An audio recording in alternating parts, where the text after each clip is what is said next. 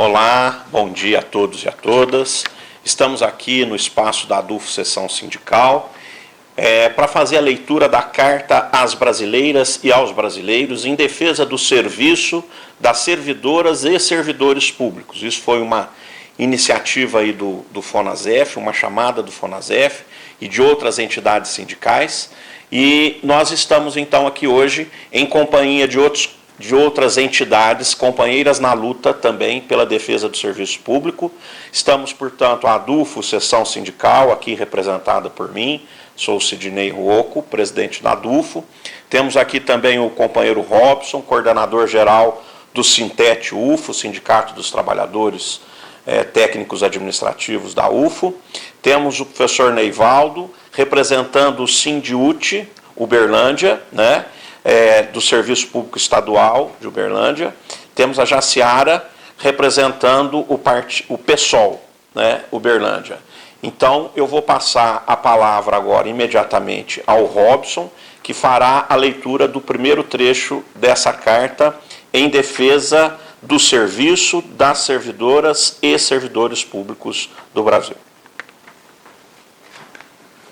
Bom dia a todos e todas. Carta às brasileiras e aos brasileiros em defesa do serviço público, das servidoras e servidores públicos. O serviço público no Brasil começa a ser estruturado desde 1808. Porém, a sua consolidação e reconhecimento se dá a passos lentos. A partir de 1939, com a aprovação do decreto 1713/39, o trabalho no serviço público recebe sua primeira regulamentação. Mesmo assim, tornam-se comuns práticas de clientelismo e apadrinhamento político para ingresso de servidores e servidoras no serviço público.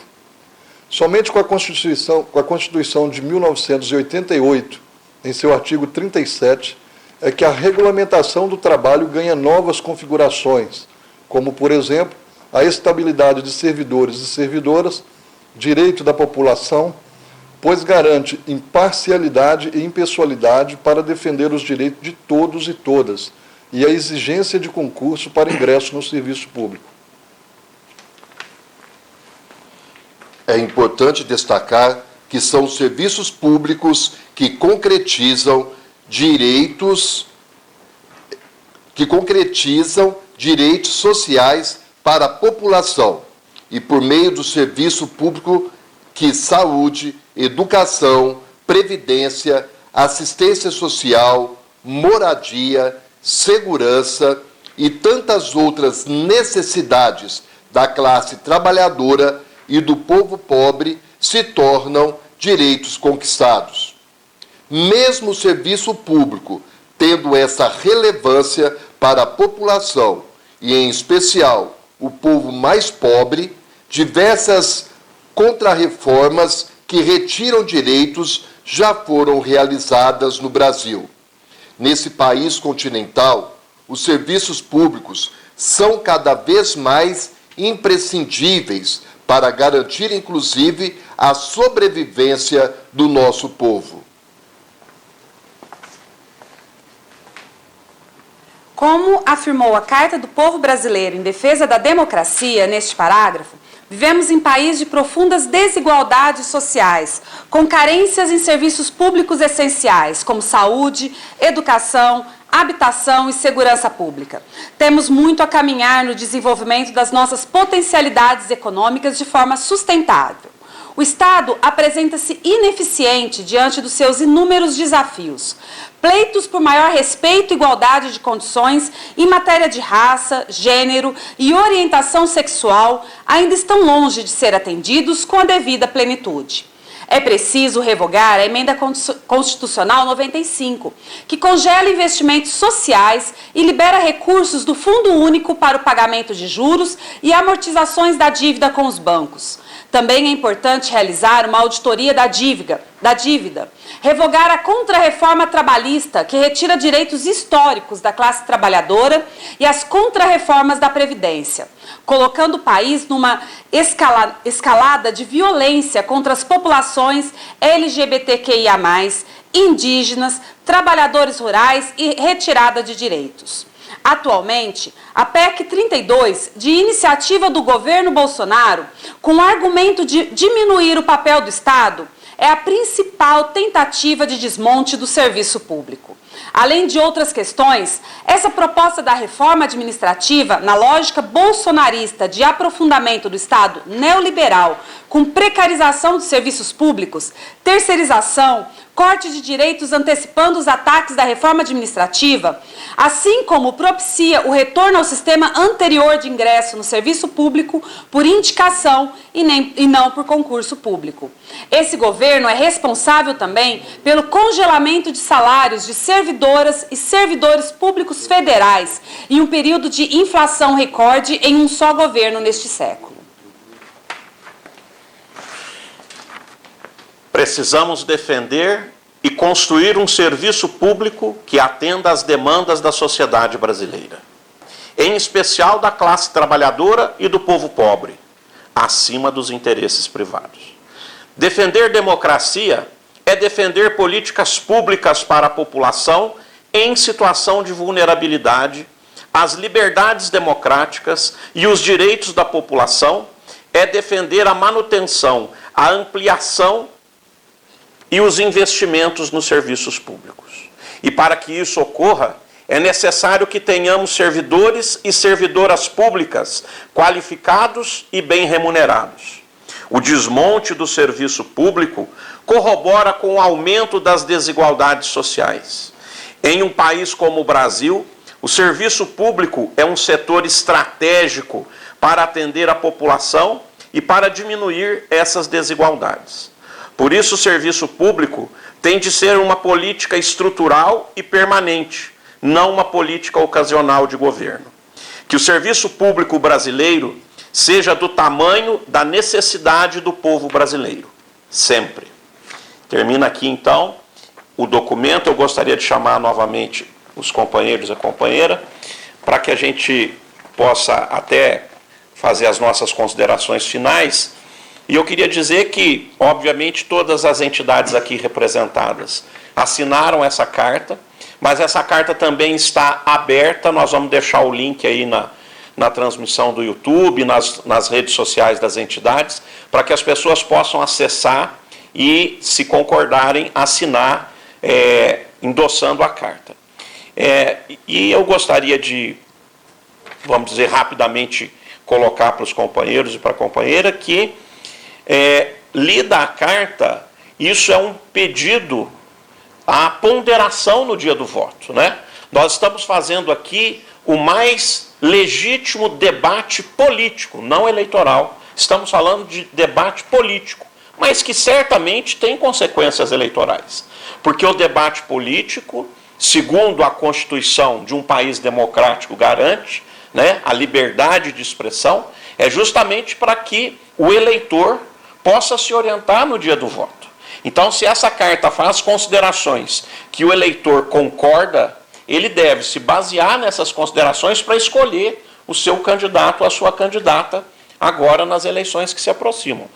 Não só o candidato ao cargo de presidente da República, mas também a deputado estadual, deputado federal, governador, governadora. Então, eu gostaria, sim, da gente rapidamente fechar com algumas considerações a esse respeito, né? Para que essa carta e as várias outras que antecederam a essa tenham consequência no período que eu diria que para usar o tema que está em voga nos últimos dias, né? É o coroamento da democracia, né? A democracia é coroada com as eleições. Então, nada mais justo do que a sociedade organizada na forma de sindicatos, de partidos políticos, etc., se manifestar para o público dizendo o que ela acha da sociedade, das políticas públicas, para que isso norteie o voto no dia da eleição. Perfeito, professor. Bom, eu gostaria, para finalizar, de chamar a reflexão do pessoal a respeito do conceito de Estado, tá? Porque eu acho que tem tudo a ver com o que a gente está vivendo agora. O Estado é a forma que a nação se organiza administrativa e politicamente para poder criar uma sociedade mais justa, mais equilibrada. Por que eu estou falando isso? Porque quando qualquer governo, seja ele qual for, se apropria do Estado como se fosse ele o dono daquelas políticas, ele causa um prejuízo enorme à sociedade. Então, se nós fizermos uma reflexão bem ponderada, bem consciente, né, ao longo da história do país, desde a redemocratização para cá, a gente vai assistir alguns governos se apropriando do Estado para privilegiar uma elite burguesa desse país. Somente durante um período nós tivemos algum equacionamento, né, social nesse país, foi quando se entendeu o Estado como um instrumento da sociedade, como algo importante. E nós, servidores públicos, né, o serviço público, nós somos o Estado. Por isso a nossa defesa nesse dia, pelo serviço e pelos servidores. E o nosso chamamento à consciência. Avalie na hora do voto. Quem até hoje, na história desse país, tratou o Estado como um instrumento social de equalização do desequilíbrio social do nosso país, e quem tem uma tendência maior a trazer isso para uma casta mais privilegiada dentro da sociedade. E aí a gente vai ter um voto consciente, principalmente os indecisos. É preciso a gente pensar nisso, decidir nosso voto, resolver essa eleição da forma mais democrática que nós encontrarmos. Um abraço a todos.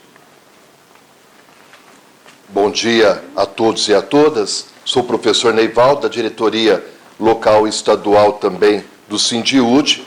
Queremos agradecer a oportunidade desse espaço, a importância de ler esta carta, e não só de lê-la, mas fazer a reflexão e assumi-la.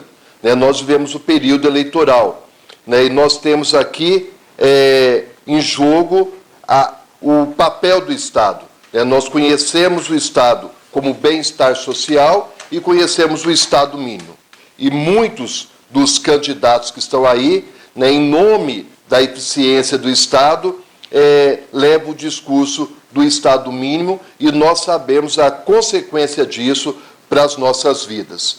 Hoje, o Sindiúte está reunido em Belo Horizonte, nós temos representantes do Estado todo, entregando também uma carta, a todos os candidatos a governador do nosso Estado. Não está presente, não foi o governador atual, mas nós entregamos uma carta como essa, colocando os compromissos que nós queremos que o governador do Estado assuma com o funcionalismo público do Estado, que vem perdendo a cada dia os seus direitos conquistados com muita luta. Então, é isso, e reforçando o que os companheiros disseram, não basta pensarmos também só nos majoritários. Nós temos que fazer uma reflexão de quais são os candidatos que nós queremos que nos represente no campo majoritário, mas nós também precisamos pensar quem nos representa na Assembleia Legislativa, na Câmara de Deputados e no Senado. Precisamos ter aliados que defendam os nossos direitos. Muito obrigado. Eu, Jaciara, aqui estou enquanto servidora pública federal, representante do PSOL de Uberlândia. Nós do PSOL, nós nos unimos nessas eleições em defesa da democracia.